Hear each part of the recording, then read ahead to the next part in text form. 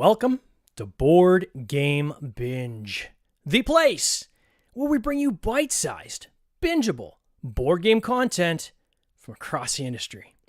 I'm your host, James Staley, and in this episode, we're chatting with Chad Elkins, owner of 25th Century Games. 25th Century Games has released 15 game titles and 2 puzzles to date. His latest title, Raw, is currently on GameFound. Chad, welcome to the binge. How you doing? Hey, James. Good to see you. Thank you for having me on. Appreciate it. Yeah, I'm so excited to have you on. I was just saying before we went on air, I have so much to ask you, and there's zero chance I'm going to get through it all. So, maybe it is bite-sized content, right? Yeah, so you got to keep it bite-sized. Exactly. Maybe we'll schedule like a round 2. I always love to ask my guests how they got into the industry. 25th Century Games, you're obviously well established as a company, but it had to start somewhere.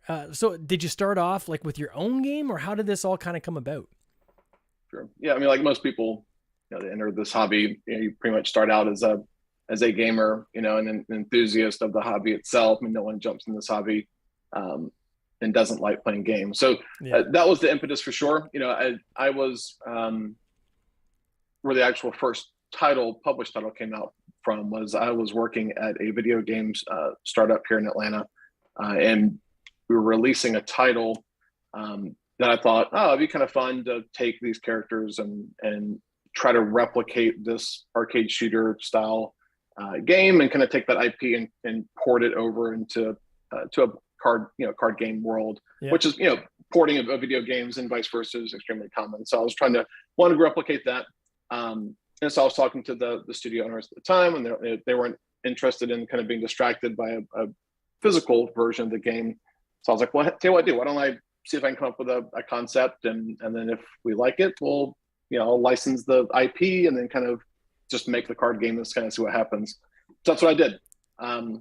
So the first game we made was actually designed by me, which is a rarity at this point now. I don't really design games anymore. I've only designed one other game since then, but mostly just work on the development side, here from a production standpoint. But so it was a game called Robots Love Ice Cream. I remember that put it on Kickstarter, so that was the first title. And so that was technically a licensed IP title, from a small. How many years ago was that? Like, when did that start? Oh God, 2016 or 17, I think, was when that happened. 2016.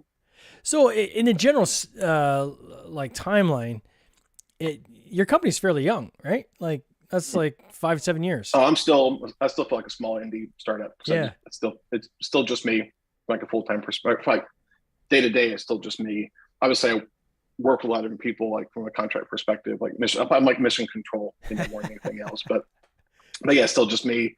Like I still answer every email, do every social post. I still pack orders that come in from the web store that are items I don't have in the warehouse to get them to send out. So if you're getting a random package that looks handwritten or terribly packaged, it's probably coming from me. It's amazing. Like this industry, the number of people I talk to that assume that there's armies of people behind all these indie companies. And the reality is there's not, right? Like you're talking, in many cases, one person or a few, right? Not a lot. Like it is a lot of work to shoulder, but I think it's the passion that certainly drives that, right? Yeah, absolutely. Yeah. I mean, this is an industry where there is not some mega faceless entity, kind of a thing. And I think a lot of times people, forget that, or just assume that there's this army of people behind the scenes that if they ask a question, don't get an answer in an hour, they get upset, or something. Like it's like, you're or overly critical and like just rudely critical about stuff. Yeah. And I can complain about a TV. It's from Sony or something. And like literally the owner of Sony is not going to be reading that response, or really probably not going to care. Yeah. But like you're talking about something that people really put their heart. I mean, you've made games too. I mean, you put all this effort and time and stuff. Yeah. I'm not saying everybody has to like everything, but when you get one of those like overly brutal, like kind of comments, you're like, and that stings a little bit, but thanks, The analogy I give people, because I don't think people realize that game design is a form of art, right? Like obviously there's a lot of science and math into it, but it's a form. So think about if there's somebody, the equivalent I would give is somebody's painting, like an artist painting a painting, right? that does a painting and they take it to like an art show, what are the chances you're going to crap on that painting right in front of the artist? Yeah. Right. That just doesn't happen. Right. Usually people are like, I don't know. I don't understand. I don't really interpret this, but usually it's like, wow, that person's really talented. You don't get the same love sometimes in the gaming industry where you put your heart, your soul, your creativity, hours upon hours upon hours of kind of creating this creation. And, someone from a distance sees it in a forum somewhere and they're not necessarily thinking about the person behind the thing that they're trashing, in many cases unjustly, right? Well, I mean, it's also, people should be able to voice their opinions however they want to, but absolutely. It's, and people aren't always thinking that, there's someone looking at that, someone that's involved in that project that intimately is going to see that comment thread in that Facebook group or that, Board Game Geek thread or whatever. But I can assure you, people are reading that, whether they comment or respond to you or not, they'll see it, and so just, yeah, you're I'm being on that receiving side of it a lot. I get very, when I publicly make comments about things, like I always keep that in mind that like, hey, the person who created this is going to see it, I would imagine. So yeah, try to have some tact. It's a small industry too, right? Like it seems big, but it's not. Like everyone knows everyone. Like it is. Oh, absolutely. Like we were talking for the show and you mentioned a couple of names like, oh yeah, and that person. Yeah. It's very intimate, right? So how did you get into your first kind of license where you said, okay, now I'm going to do other people's titles and instead of my own creation? What got you to go that direction? Sure. Yeah. I mean, so, I my key strength, pretty quickly to figure it out was not original design, and so, pivoting that to knowing I wanted to function more on the business side of it, like the back office side of it from a publishing standpoint, like that's my strength. Otherwise I would just design games and sold them to other publishers because, that's not necessarily the same strength, for people. And I think a lot of people who are designers who first time publish their own games realize that pretty quick because there's a large number of games that get published for one designer one time and then they don't publish again because it's definitely a skill set doesn't transfer. But that was mine, and I enjoyed the development process more than anything else, like the component production aspect of it. Like, how are we going to take this design concept and bring it to life? And I like working with, on the art side of it. Not obviously, I can't draw with a damn, but I like working with artists on the art side of it and working with art director and graphic designer and trying to frame out what that UI and that UX is going to look like. So that's my strength. So I knew I needed to pivot if I was going to keep 25th Century Games going, as opposed to just a one-off thing I just did as an interesting side project. And so looking for other game designs, is what I had to start doing. I was so early on, so it wasn't a lot of people just sending me random game designs like I get now. There's no design submissions for someone who puts out one game that wasn't exactly a hit. And so the second game I put out was a game from called Christmas Lights. It's now gone through a second edition. I think we've had like 5 printings of it. And it was actually attempted to be funded, I think like 2 or 3 times on Kickstarter and was never successful. I was like, seems like a neat little game. Why don't we team up and let me kind of help you put a new coat of paint on it. Let's refine the design a little bit and change the graphic design and the approach for it. And then kind of re-put it back out there. And so that was what I did, which was the second game. And then I did a localization project for my third game, and then kind of start going. Yeah, and it doesn't seem like a lot of games over like 6 years, I get 15 or so, but for like most people early on, it was a singular path of a singular development path, right? Like you're working on one game, you might start tinkering on another game, but it's like that game has to end. You do all the stuff, fulfill it, it gets out there, then you like start the process to get ready for the next game. Maybe you need the funds to start art for the next game, which makes it really hard to really start to try to snowball, a business. And so at some point you've got to pivot to a parallel path approach where you've got multiple projects and multiple stages of initiation of design through development, pre-production, et cetera, which takes time and takes money, to kind of get that ball moving, because in some cases you're paying for art and graphic design and stuff for 3 or 4 games at a time. before you've ever seen a penny from either of them, right? And no guarantee of a penny coming from any of them either, right? And no guarantee on a penny, right? Exactly. So that takes a little bit. And of course, once that snowball starts moving, then you've got that kind of regular cadence of things happening that kind of keeps that parallel development path moving, which is how your title release schedule can get a little more constricted, I guess, from a time standpoint. Tough to resist? I would think that there would be this almost urgency to want to start staffing up, right? So as the snowball starts rolling, as you're describing it, and you have more balls in the air you're trying to juggle, that maybe I can unload some things to these people and to some, maybe I'll just hire a bunch of staff on to help me. Was there a decision process you go through where you have to kind of like do a bit of a gut check and say, yeah, it'd be great, but maybe not ideal at this situation, or how did you kind of navigate that? Yeah, I mean, that's just looking at cash flow, looking at, hiring staff is not cheap, and you got to look at current cash flow. You got to look at projected cash flow, and is that worth taking the leap to either go full-time or hire someone full-time or whatever? Obviously I spend a lot of money on contract help, like, part-time people that plug into different things, which obviously takes capital and eats up cash flow, but I haven't had a chance to expand to another person here. And it's tempting to just immediately say, like, oh, I need to like hire up, and because I'm going to grow 10x if I've got 2 more people or whatever. I think, and fortunately, retrospect, I didn't do all that, pre kind of COVID crisis from a manufacturing cost and like a shipping cost perspective, because there's a lot of companies out there. So I mean, I got blindsided like everybody else, on rising shipping costs and everything. And I've had some games land over the last 6 months that were 10x what it should have cost to land them. And that money in retrospect, obviously I absorbed it. Now, I guess that absorption could have been spent on the staff member, but because I didn't have staff, I had to like lay people off because of it, or kind of freak out. And certainly it's hard to weather it, but you get through it. And then there's like a game that got landed. I'm not going to say which one, but there's a game that's landed that's now available in retail that that game's underwater for the entire print run.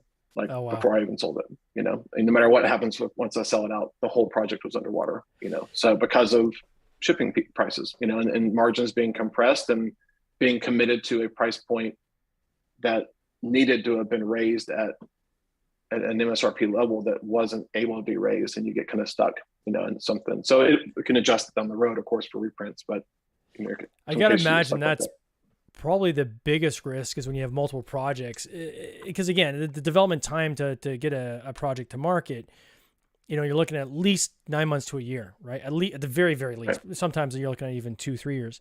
From like signing of a game to, or even like take a Kickstarter, for instance, right? Even a Kickstarter, when you finally get your funding to when you're ready to ship it, often is even a year. Right. And as we've just seen in this current environment, a lot can happen in a year. And if all your costs and your whole P&L is based on that initial funding, right? When you got your funding in and all your costs and everything, and then between then and when you actually make your game, as you're saying, shipping and things like that go up 10x, you're left with really hard decisions, right? Do you eat it? We did that on a campaign as well. We had our costs went up and we ate it, right? Or do you go back to the well, right? And go back to the backers and ask for more. And that is not what anybody ever wants to do, right? And sometimes people are forced to do that, which is the worst case scenario, right? Well, I mean, I think it also depends on, if it wasn't a project that you planned to just straight to retail release, which is also its own completely different set of stress and capital, right? Because you don't get any manufacturing subsidy, or shipping subsidy, because you're coming out of pocket for the whole thing. And so for the first time during COVID, we had some straight to retail releases, and still have some this year, which of course presents challenges when all of a sudden your costs drastically go up and you don't have that well of subsidy, right? Or stuck on a Kickstarter boat. standpoint, or stuck on a boat. Yeah. So, I think from a lot of Kickstarter creators may get stuck in a place of, do I eat this because I can eventually, I can afford to do it, and can I weather it, and can I still deliver the project, all that kind of stuff. And that's a decision a creator's got to make. But it's also one of those things where if I can't, as a creator, and I've taken people's money, and things outside my control happen, I don't fault creators. Like I'd much rather see a creator go back to the well and say, hey, like folks, I know we already closed the pledge manager and you were charged $15 for shipping or whatever it was, or $10, or we gave it away free because we thought we could afford it, and now we're going to charge you, $5 more or something.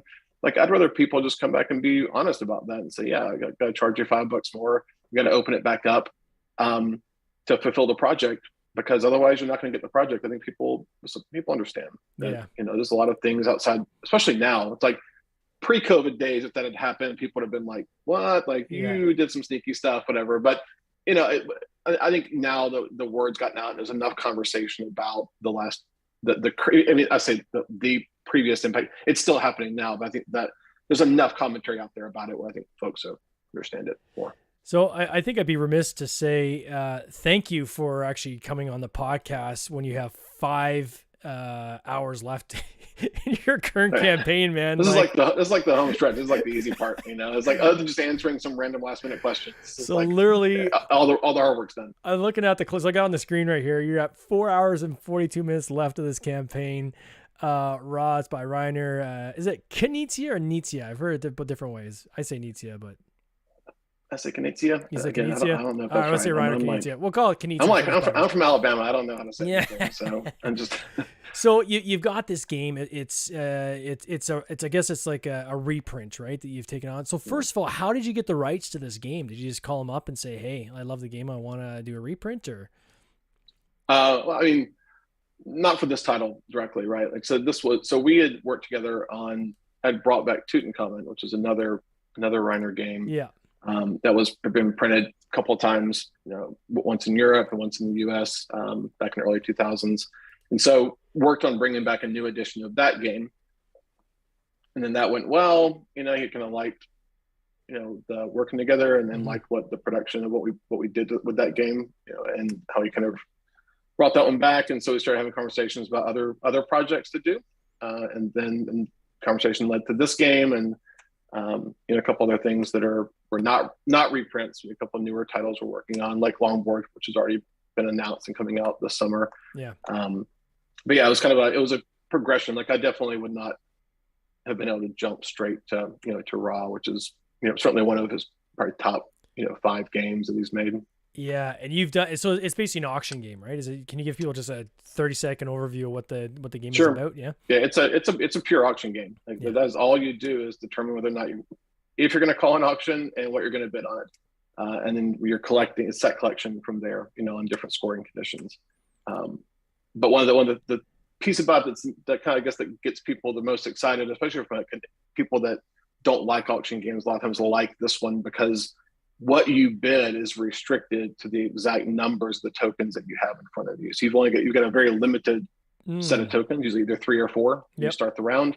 So there's not a lot of problem with auction games is like you don't really understand what things are worth, right? So the first time you ever play an auction game where you have free reign to bid however much you want to bid, if you don't understand the value of what you're bidding in context of in-game scoring, you can overpay for things or not buy the things that you need. But in this one, because the bidding counts are so fixed, you don't have that much variance, in that concept.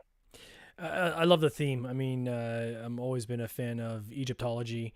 It's one of my favorite topics. I mean, I geek out over that stuff. Often we'll just read the most recent stuff in archaeology magazine about what's coming down and what they're investigating in Egypt. So that attracted me to the game just out of the kind of off the get-go. And then when I start digging into what you've done here, especially with the deluxe, can you talk about the deluxe? Because man, it is pretty slick what you guys have come forward with. Yeah, so the deluxe is purely component upgrade. Like there's no gameplay variance, which I don't do between editions, right? So this is a purely just if you want a different tactile, kind of gameplay experience. Yeah. So there are 180 tiles, auction tiles in the game. We have upgraded all of those to wood. So they're all 5mm wood. Yeah. We're doing like a really kind of a very small cross grain. This is like almost like mini plywood. So it's like multiple layers of essentially plywood, which is good because it's less resistance to breakage because the tiles are pretty good size, diameter wise. So if you were to drop one, if it was like a solid piece of wood, you might crack that along the grain line. If you had a really large meatball or something, you could see that happen if you drop it. But because these are so large, we want to make sure that we didn't have that issue. So we want like a pretty nice quality cross grain plywood, which is the same wood we used, same style wood and supplier that we use for Garden Bell, which is another game that's coming out soon that we went with, have very large wooden tiles. So we did the same process there. And we're doing like this cool, like a heat transfer film concept. So you get really rich textured art on it, not like a screen print. It's kind of like dull and, kind of grainy. Yeah, it's like full color. High quality print. It's full art color. Yeah, it's like really no different than looking at it on a piece of plastic or like on a card, right? And then the tokens. Talk about the tokens, man. So the metal coin's interesting. So in the cardboard edition, the metal scoring tablets, which are metal in the game, have two sides to them. One side is a solid, but it's a silver, and then one side is gold with a color. It's for 1, 2, 5, and 10 points, different colors for each. So what we did was I wanted to replicate that as close as possible to the deluxe version. So we're actually doing a dual, it's like a dual plating coin where one side is one half is silver, and so it's a washed silver. Then the other half is gold with soft enamel accents for the coloring piece. So and there's 80 of those in the game. There's 180 of the wooden tiles in the game. Yeah, I got on screen here. They're beautiful. I mean, I don't want to understate how nice these look. And people people think about like every single one of those coins is basically an enamel pin. If you think about it that way, it's literally metal and enamel. And people are like, "Oh, the deluxe is $80," and I'm like, y'all don't even realize what 80 soft enamel essentially coins cost, because it's not like it's just metal where they're just pressing it and going, like they're letting the soft enamel, hit those. But yeah, I've never seen that done before on the dual plating, like two different sides, like different silver and like a gold. And certainly haven't seen that level of enamel like in a standard coin, in a game. Oh, I love it. Can you talk to us about GameFound? So your decision to go on Game, this is your first title you've put on GameFound since they've opened up the beta. Why did you choose GameFound? Yeah, so, I've always been following the GameFound launch and like their initial first few campaigns, and it was extremely closed as an alternate source of Kickstarter, right? And really curious about it because of the way that they've built up, obviously their pledge manager to build the base, and then they kind of use that to kind of leverage into the front side. So I was very curious, right? At that time, I was having to make the decision. Kickstarter was having some of their issues with some PR stuff around, around crypto and all that stuff, right? And so there was already some waning, like people losing interest in Kickstarter and wanting alternatives. So honestly, I think GameFound was was in the right place at the right time to take advantage of that and escalate their growth for sure. So I was curious about it. The problem with if you make the jump or not as a creator, one, I'd obviously built up the followers and everything within Kickstarter. So you have that natural Kickstarter kind of engine already built up. Jumping ship, you lose that, right? The problem is you also can't A/B test your decision. Like it's not like you can run them on both and see which one works out better, and you're kind of stuck with that choice. Raw was one that like I could have made that choice later, and probably would have to try it out on a future game. Yeah. But with Raw coming up, I was like, you know what? I was like,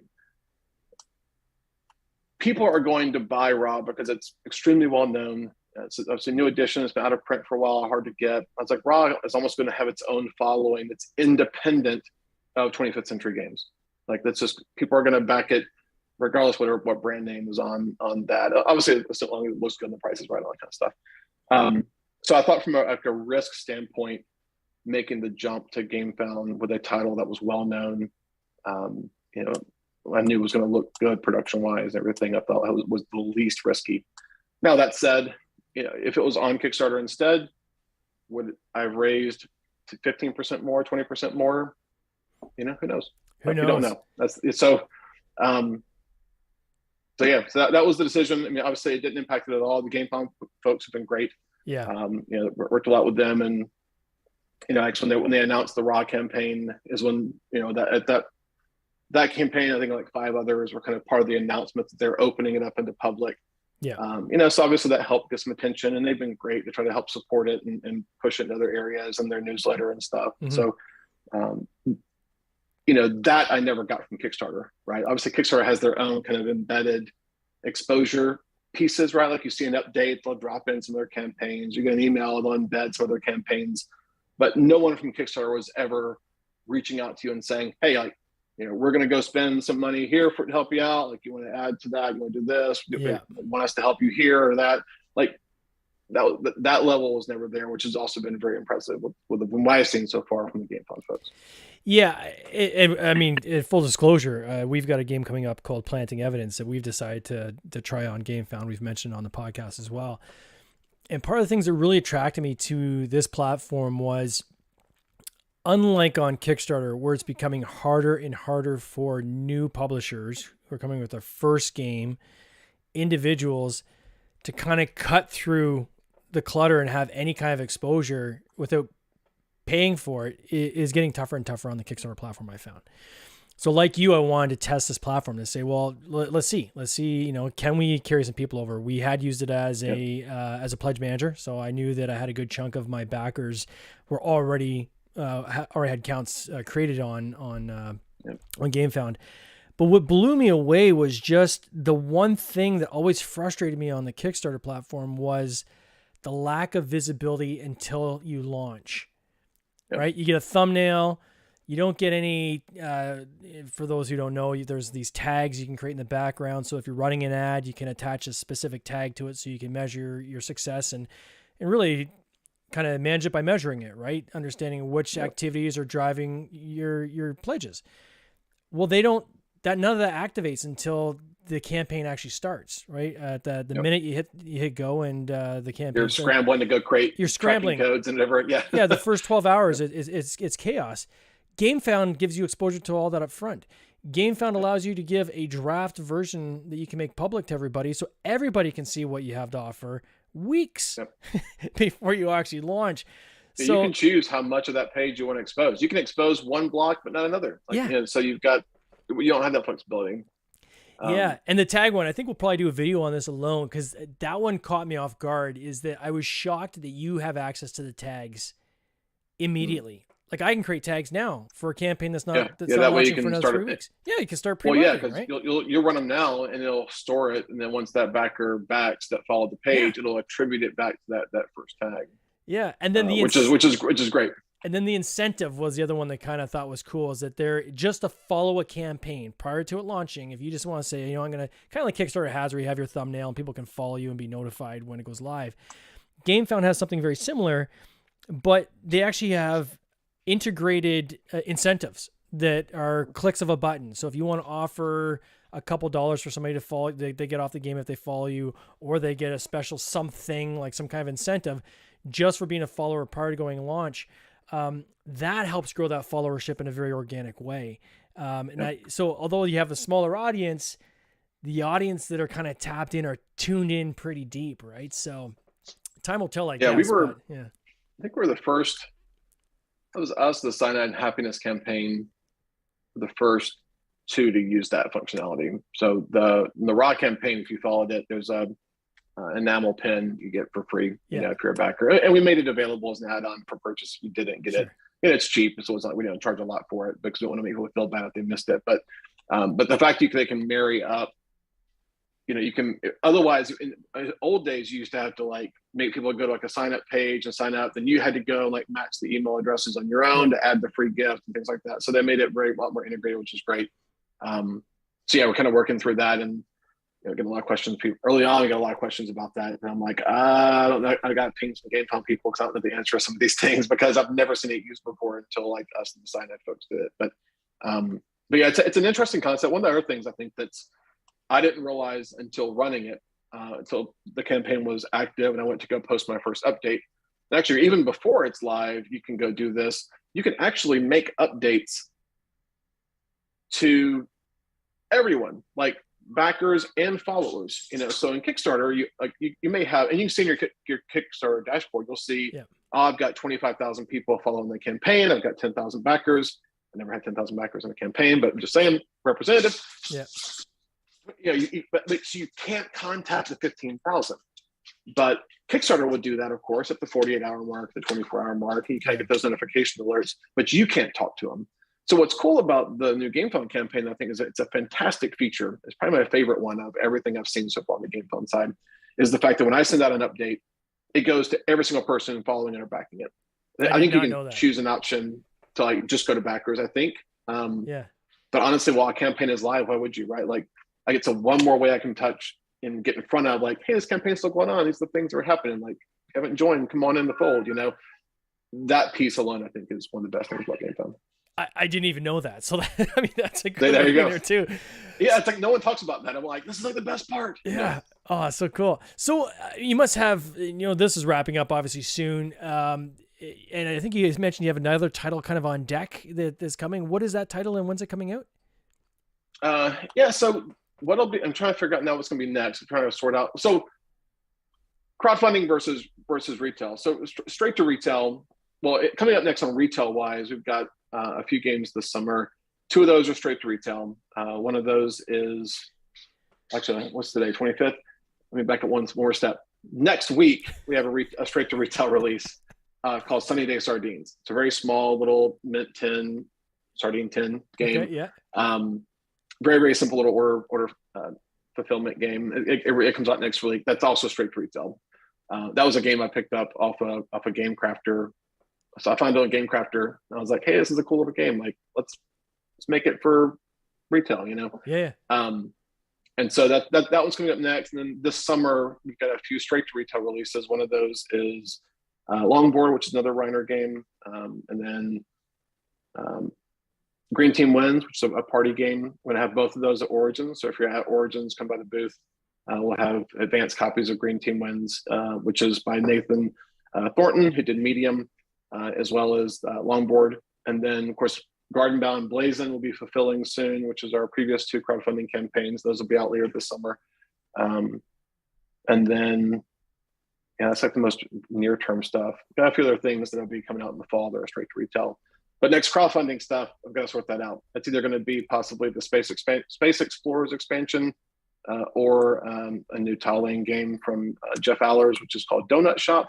We're kind of putting the final touches on that art. Or possibly, actually might be Donut Shop combo with Color Flood. I might try to do a 2-game in 1 campaign attempt next. I think might be my next. Will that be on Game Found as well? Are you going to do Kickstarter or? That's the $1 million question, I guess. Well, hopefully $1 million question. I don't know. I got to decide. I really have been pretty impressed with the Game Fund folks. And I think, and how it's done. I don't know, because these games don't have their own built-in following, but now have a Game Fund following in a way. Like, so do I just keep pushing forward here, or, I don't know. I can see a situation where I might ping pong back and forth between them, depending on the title. I think if it's a title that would appeal to casual browsers of Kickstarter, I might go Kickstarter, right? If it's a title that I think will appeal to gamers, then I might go Game Found for it, because there is still this nice inherent, like, built-in audience that Kickstarter has of just people who window shop, right? Yeah. And maybe that might do something might do better over there that we're on Game Found. Of course, again, you can't A/B test it, so you never know. And do you guys have like a social channel, or how do people follow you? Like, is there like a Discord channel, or how do you kind of consolidate your audience? Yeah. So Instagram, Twitter, probably 2 of the best places. Instagram especially. Obviously, we have a Facebook page. Our email newsletter kind of keeps you obviously up to date on all kinds of stuff. If you miss a social post or whatever, we have a Discord channel. You can search it out and find it.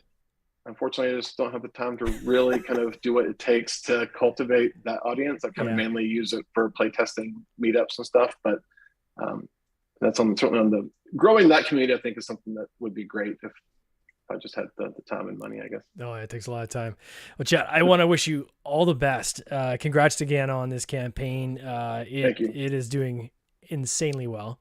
Really excited. I'm excited for it. Now, afterwards, I got to decide, okay, am I going to back the regular version or the deluxe version, right? So, go deluxe. It looks sweet. Anyway, thanks again for your time. I appreciate it. Thank you, James. All the best this coming year, eh? You take care. Appreciate Cheers. it. This has been an episode of the Board Game Binge podcast, hosted by James Staley, Produced by James Staley and Mike Bruner, with original music by Nick Smith. If you would like to watch these interviews live, simply subscribe to our YouTube channel, Board Game Binge, and you'll get access to live interviews, giveaways, and interesting board game content from across the industry. I can't wait for you to join us. See you next time.